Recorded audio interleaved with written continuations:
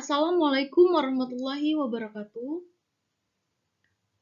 Yang terhormat Ibu Dr. Marlina Setiarini MSI, yang terhormat Ibu Dr. EN Yaya Hainila MPD beserta teman-teman semua. Baiklah, di sini kami dari kelompok 5 ingin mempresentasikan hasil diskusi dari kelompok kami mengenai literasi sains pada mata kuliah pengembangan kurikulum yang beranggotakan saya sendiri Eva Zelviana dan rekan saya Elsa Pramudia Wardani. Yang pertama yaitu mengenai pengertian literasi sains.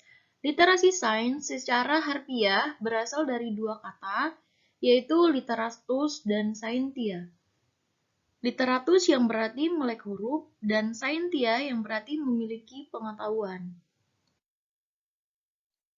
Selanjutnya, orang pertama yang menggunakan istilah scientific literacy atau literasi sains adalah Paul de Hart pada Stanford University yang menyatakan bahwa scientific literacy berarti memahami sains dan aplikasinya bagi kebutuhan masyarakat. Sedangkan literasi menurut National Science Education Standard yaitu suatu ilmu pengetahuan dan pemahaman mengenai konsep dan proses sains yang akan memungkinkan seseorang untuk membuat suatu keputusan dengan pengetahuan yang dimilikinya, serta turut terlibat dalam hal kenegaraan, budaya, dan pertumbuhan ekonomi.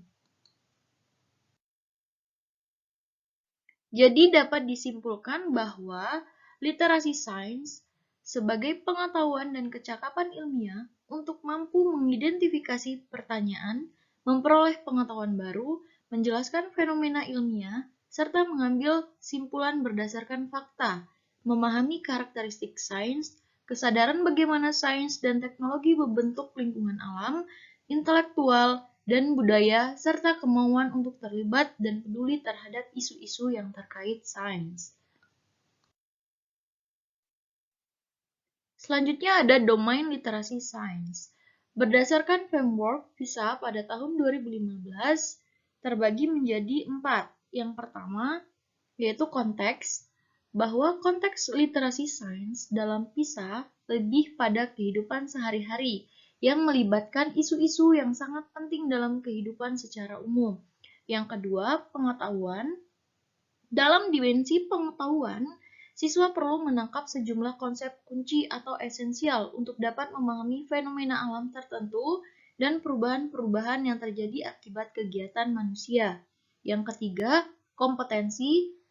Domain kompetensi literasi sains mengkaji kemampuan siswa untuk menggunakan pengetahuan dan pemahaman ilmiah, seperti kemampuan siswa untuk mencari, menafsirkan, dan memperlakukan bukti-bukti.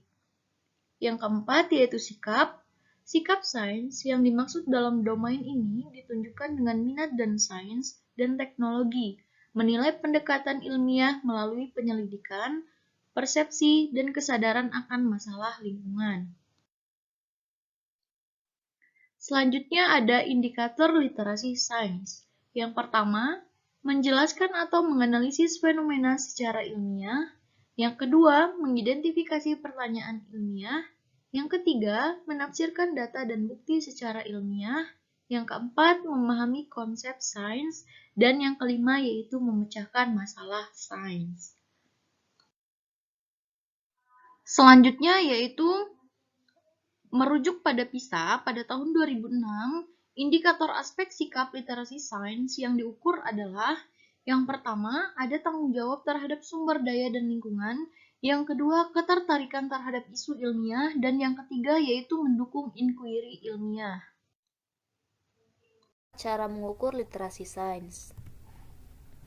Pengukuran literasi sains dapat dilakukan dengan tes tertulis setelah pembelajaran selesai dan dapat pula menggunakan lembar observasi. Literasi sains dapat juga diungkapkan dengan bantuan sejumlah pengamat untuk tes kinerja atau performance assessment dan tes kerja.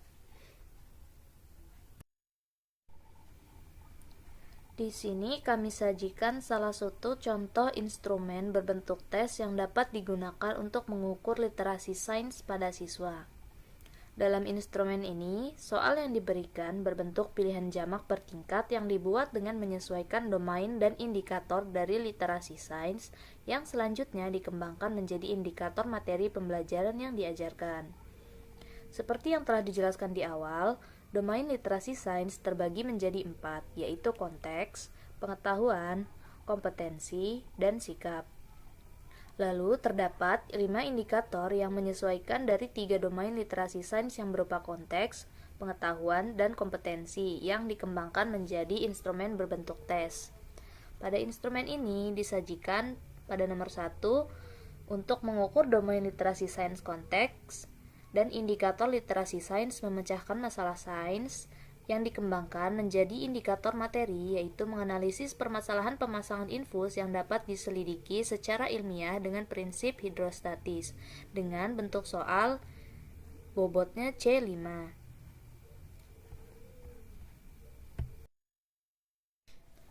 Selanjutnya adalah domain literasi sains yang kedua, yaitu pengetahuan, dengan indikator literasi sains yaitu memahami fenomena atau konsep sains yang dikembangkan menjadi indikator materi, yaitu mendiagnosis alasan terjadinya suatu keadaan penyelam terkait tekanan hidrostatis, dengan bentuk soal berbobot C4. Pada soal nomor 2 ini, soal yang dibuat berbentuk analisis terhadap suatu fenomena atau konsep sains dalam kehidupan sehari-hari. Peserta didik diminta untuk menganalisis fenomena tersebut sehingga dapat mengembangkan kemampuan literasi sainsnya. Domain literasi sains yang ketiga adalah kompetensi atau proses sains. Domain kompetensi ini terdiri dari 3 indikator literasi sains. Indikator yang pertama adalah menjelaskan atau menganalisis fenomena secara ilmiah, di mana indikator ini dikembangkan menjadi indikator materi, yaitu mendeskripsikan atau menganalisis keadaan kapal yang berlayar dan prediksi perubahan tentang hukum Archimedes. Bentuk soal yang dibuat berbobot C4. Untuk bentuk soalnya dapat teman-teman lihat pada layar berikut.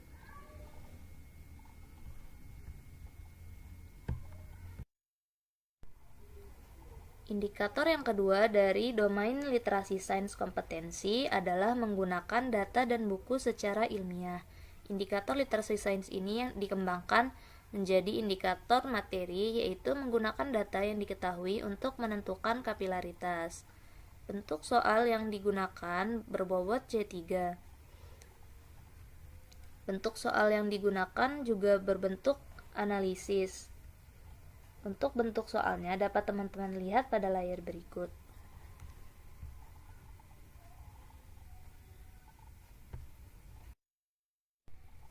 Indikator literasi sains yang terakhir dari domain kompetensi adalah mengidentifikasi permasalahan sains secara ilmiah. Indikator literasi sains ini sama seperti nomor-nomor sebelumnya dikembangkan menjadi indikator materi, yaitu memutuskan alasan terjadinya suatu permasalahan berdasarkan buku ilmiah dan mengaitkannya dengan prinsip Archimedes. Bentuk soal yang dibuat berbobot C4. Nah, dari soal-soal yang telah kami tampilkan inilah kita dapat mengukur sejauh mana tingkat kemampuan literasi sains dari peserta didik yang dapat kita lihat dari hasil tes ini. Literasi sains dalam kurikulum 2013. Literasi sains sudah terlihat jelas pada kurikulum 2013. Secara konseptual, kurikulum 2013 berbasis kompetensi yang terdiri atas 4 kompetensi inti yang dibagi menjadi 3 aspek, yaitu KI1 dan KI2 merupakan aspek sikap, KI3 menyangkut aspek pengetahuan, dan KI4 menyangkut aspek keterampilan. Pendekatan yang digunakan dalam kurikulum ini adalah pendekatan ilmiah atau scientific approach. Pendekatan tersebut terdiri atas 5 kegiatan pengalaman belajar, yaitu mengamati, menanya, melakukan percobaan atau mengeksplorasi, mengasosiasi, dan mengomunikasikan. Beberapa literatur menyebut pendekatan ilmiah sama dengan pendekatan inquiry. Jadi, berdasarkan pendekatan yang digunakan, kurikulum 2013 sudah mengakomodasikan pengembangan literasi sains bagi peserta didik.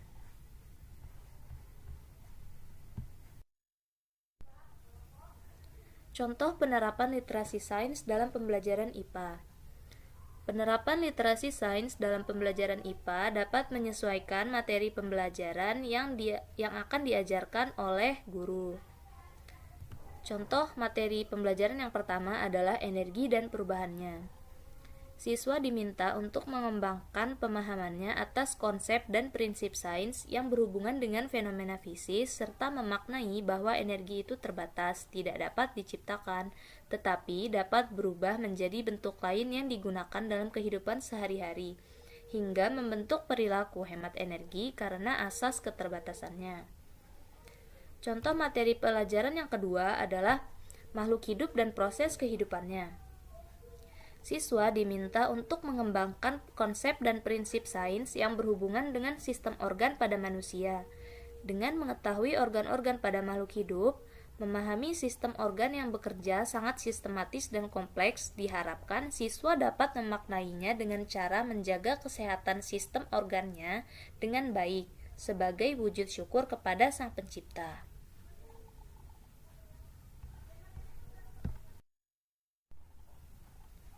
Demikian presentasi yang dapat kami sampaikan.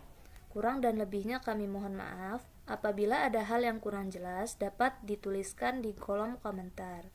Kami akhiri presentasi ini. Wassalamualaikum warahmatullahi wabarakatuh.